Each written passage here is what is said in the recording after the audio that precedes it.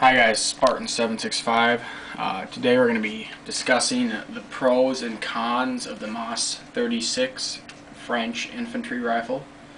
This rifle was a service to the French all the way from 1936 all the way up to the mid 1950s in some areas.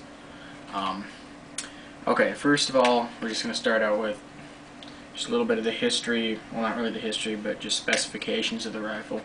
It's chambered in the 7.5 by 5.4 French, or 5.4 Moss.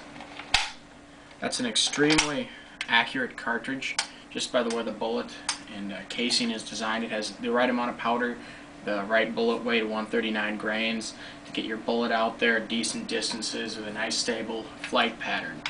It has trajectories compared to the 7.5 by 5.5 Swiss.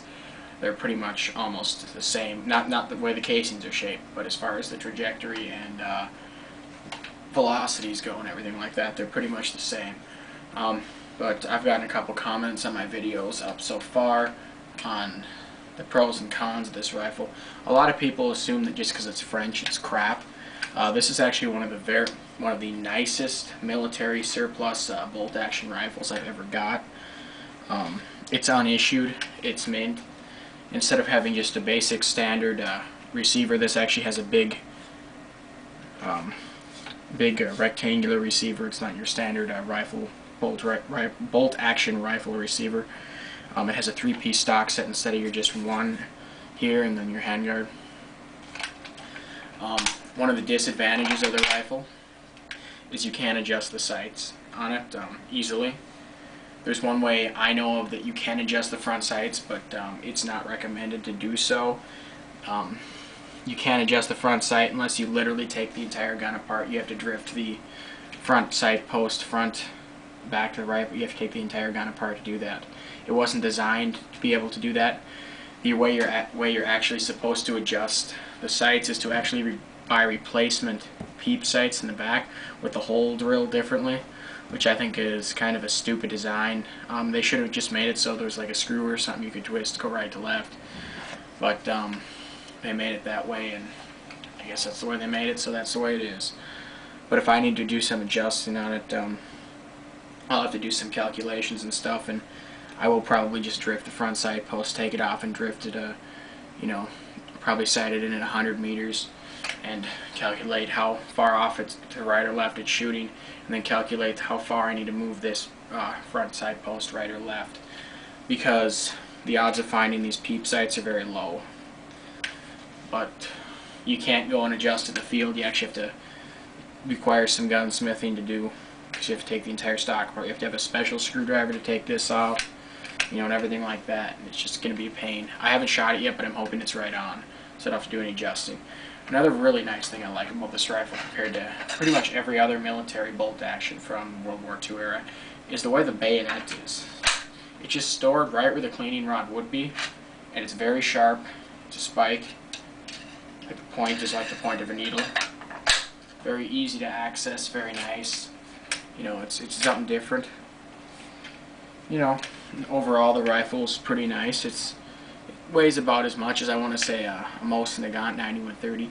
They're overbuilt, which is a good thing. The barrel's a little thicker than your standard World War II rifle. A little thicker than your Mosin Nagant, a little thicker than your Mauser, as far as the barrel thickness goes. So it's decently overbuilt. That could be one of the contributing factors to its accuracy. These are known for their accuracy. And the receiver's pretty thick too. Pretty thick drop plate on it. Here's an advantage and disadvantage that you kind of have to get used to. It depends on how you shoot. The way the bolt is, it's curved kind of funny. The reason for that is because the French wanted a rifle with a curved down bolt that didn't get hung up on your clothes and everything, that didn't stick out.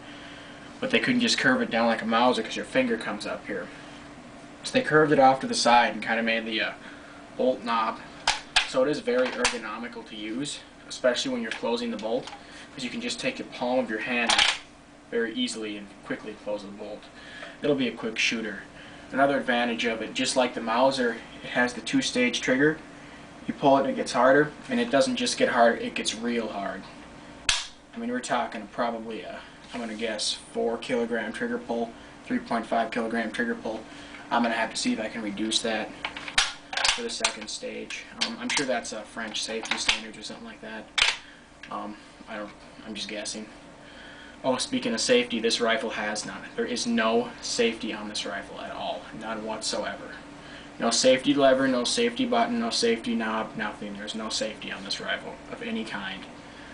That's something kind of unique about it too, compared to pretty much every other military rifle out there.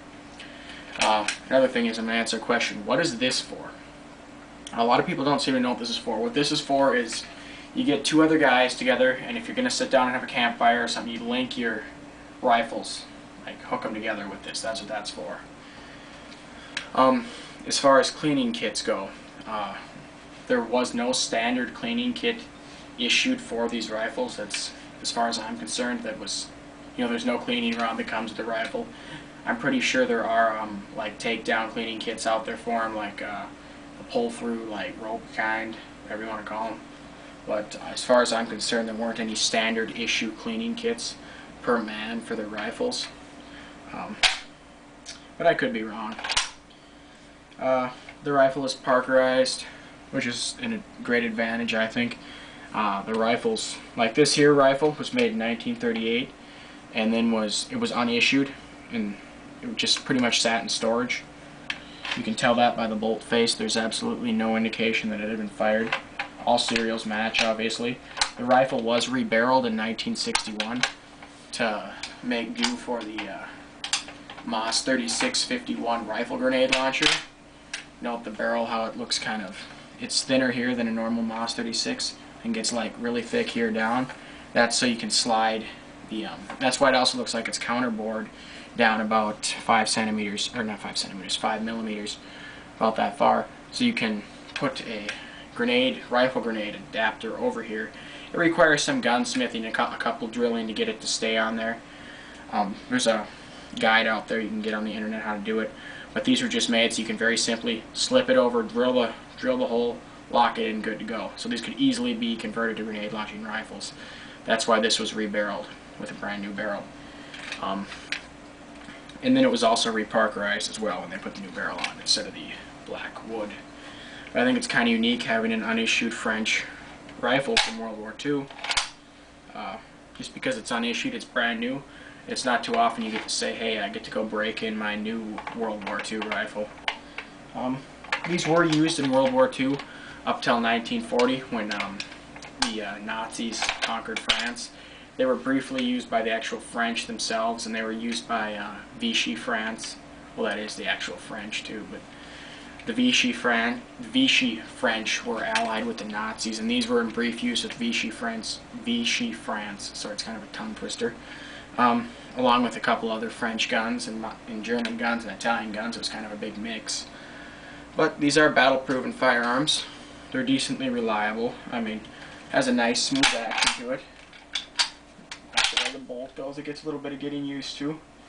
The rear sight is a PEEP, 1.6 millimeter PEEP sight, which I really like, instead of your standard tangent. We'll have to take it to the range, do a range review, see how it shoots.